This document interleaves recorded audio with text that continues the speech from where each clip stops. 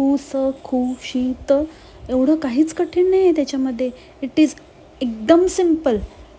खुसखुशीत ह्याच्यामध्ये काय कठीण होतं. आणि ही तर ही तो डॉक्टर, कसला डॉक्टर आहे काय माहिती, याला काय खुसखुशीत साधा शब्द बोलता येत नाही, तर ते मेडिकलचे एवढे मोठे मोठे टर्म्स तरी काय लक्षात राहिले की रट्टे मारून पास झाला त्याचं त्यालाच माहीत. आणि हिचं तर जाऊच दे, हिच्या तर एका गोष्टीवर मला विश्वास नाही आहे. ते CA इंटर्न काय CAचं अर्ध म्हणजे C तरी पार केला असेल की नाही त्याच्यावर मला म्हणजे पूर्ण तिच्या त्या एज्युकेशनवरच शंका आहे. सो जस्ट त्याच्यावर न बोललेलंच बरं. आणि किती ते शॉपिंग करायचं काय लिमिट त्याला. चालले, गाडी काढली, उठले, चालले क्रॉफो मार्केटला जायचं. उगाचच काही वस्तू उचलायच्या आणि त्या मुलीला सारखं काहीतरी गिफ्ट्स नाही तर डॉल्स नाही तर मग पेंटिंग आणि हे ते काहीतरी घ्यायचं. त्याच्यासाठी पण क्रॉफो मार्केटला. मी असं नाही म्हणत की घेऊ नका मुलांना, तुमची इच्छा आहे, तुमची मुलं आहे, तुमचा पैसा आहे, तुम्हाला काय करायचं ते वाटेल ते करा. पण इतकं कशाला पेट्रोल जाळायला, गर्दी वाढवायला तिकडे जाता. आणि जाता तिथे जाऊन तुमची कंप्लेंट की इकडे पार्किंगच मिळत नाही, मग इथे एवढंच महाग पार्किंग आहे, मग इथे लांबच लावावं लागतं. अरे ज्या गोष्टी तुमच्या इथे मिळतात त्या गोष्टी तुमच्या इथूनच खरेदी करा ना, मग कशाला जाता एवढे तडफडत तिकडे. आणि सारखी कसली कोणाला गिफ्ट द्यायची असतात मला तेच कळत नाही. सारखं आपलं गिफ्ट घ्यायला काय ना काहीतरी घ्यायला शॉपिंग करायला गेले क्रॉफो मार्केटला. त्या व्लॉगिंगसाठी बकरे बनवायला किती लाच द्यावी लागते ना तुम्हाला. तर ते क्रॉफो मार्केटला गेले. त्याच्यानंतर परत दुसऱ्या दिवशी आईकडे जाऊन राहिली, बहीण आली म्हणून. ते बहीण तर काय बाबा, नवरा कुठे गेल्यावरती आता कोणीतरी कमेंटमध्ये सांगितलं होतं की तो महाबळेश्वरला भेटला होता, पिसाटलेला डुक्कर तो भेटला होता तिकडे. तर तो कुठेतरी गेला आहे वाटतं. तर जर तो कुठे गेला तर 1 मिनिट थारा नाही तिथे राहत नाही, लगेच गाशा गुंडाळते आणि आयशीकडे येते. आणि तो आल्यावरती काय सोडत नाही बाबा. असं काय आहे की तो असताना बिलकुल सोडतच नाही, राहत नाही. तडपी ऐसी है, रहाही नाही जाता. बरोबर, ती नसेल तर व्लॉगिंगमध्ये काय दाखवणार ना. तीच तर मेन कंटेंट आहे. तिच्या कुठे कुठे कॅमेरे मारायचे आणि शूट करायचं, तेच तर मेन कंटेंट आहे ते. आणि काय नानू सावडू हेच मेन कंटेंट आहे ना. मग त्याच्यामुळे मग राहावंच लागतं.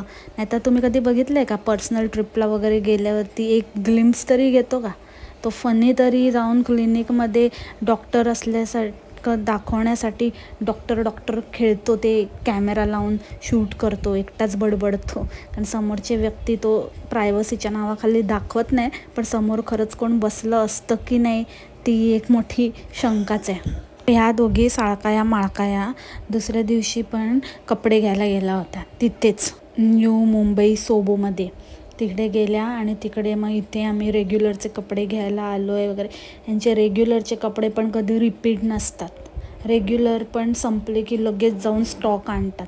एवढं ठेवतात कुठे आणि काय करतात त्यांचं त्यांनाच माहिती. ठेवतात कुठे, कोणाला देताना पण कधी बघितलं नाही. लोक अक्षरशः म्हणजे यांची जी पब्लिक आहे, चिंदी पब्लिक, ती अक्षरशः भिका मागत असते. ताई मला दे ना तुझे वापरलेले कपडे, दे ना मला तुझे वापरलेले कपडे, माय दे ना. शी लाचार किती ती लाचारी शी. हो, एक सांगायचंच राहिलं, आजकाल आंटी येत नाही हे घंटी वाजवायला. म्हणजे आंटी घंटी वाजवत नाही आहे, त्याच्यामुळे काय आहे की कामं खूप होतात. तर मग आता आईंना मस्का लावणं चाललं आहे. आता एरवी आईंना एंट्री नाही आहे ना किचनमध्ये, मग आता एकटीकडनं नाही होत, मग वरवरची कामं तरी आईंनी केली पाहिजे. मग आता म्हणून आईंची आता थोडी तारीफ चालली आहे. तो it's all about team work. आता बघा मी आणि आईंनी कशी कामं डिवाईड करून घेतली आहेत.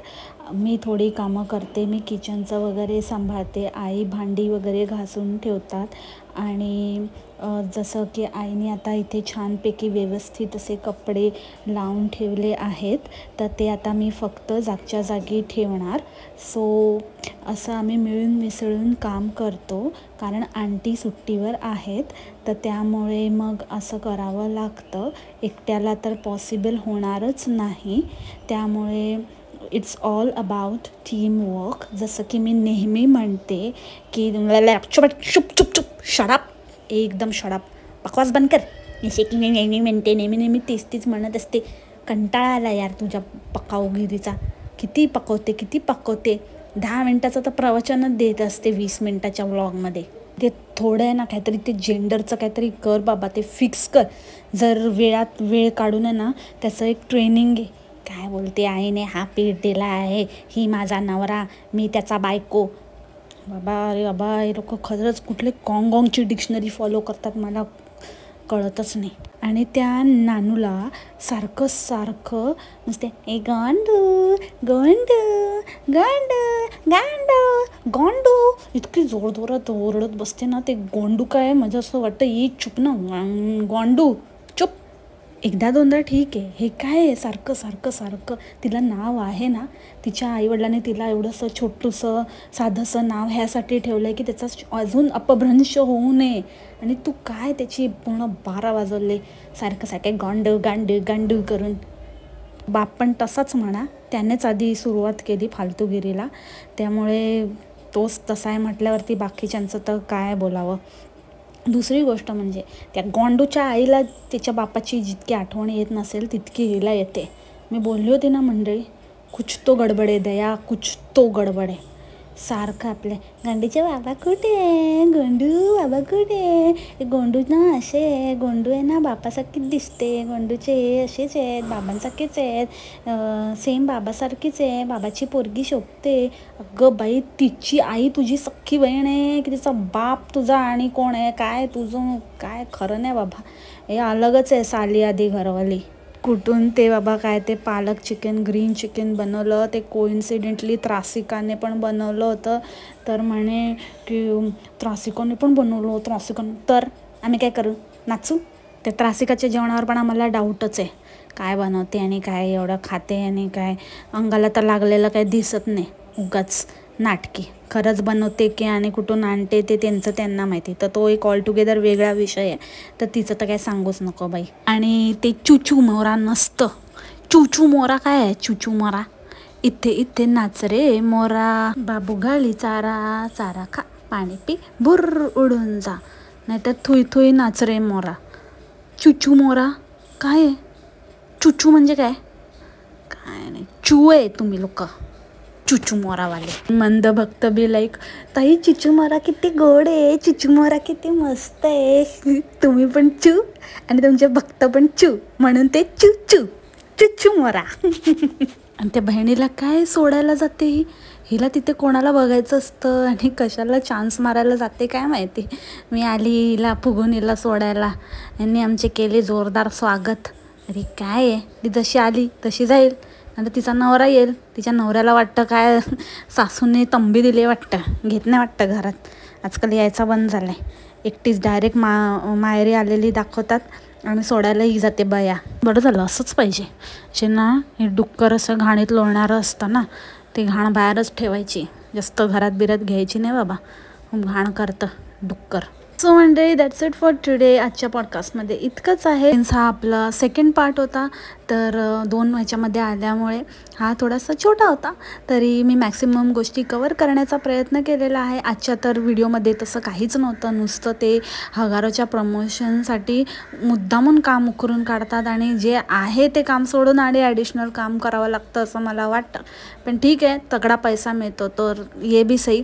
सो त्याच्यामध्ये आणि काही बोलण्यासारखंच नव्हतं. ते जगजाहीर आहे की ते प्रमोशनसाठी सगळं काही उद्योग करत असतात. सो आजच्या पॉडकास्टमध्ये इतकंच. भेटूया आपल्या उद्याच्या पॉडकास्टमध्ये नवीन विषयासोबत. उद्या एकदम इंटरेस्टिंग कॅरेक्टर आहे ज्याची तुम्ही बऱ्याच दिवसापासून वाट पाहत आहात. तर मला मेन्शन करा कॉमेंटमध्ये जर तुम्ही गेस केलं असेल तर.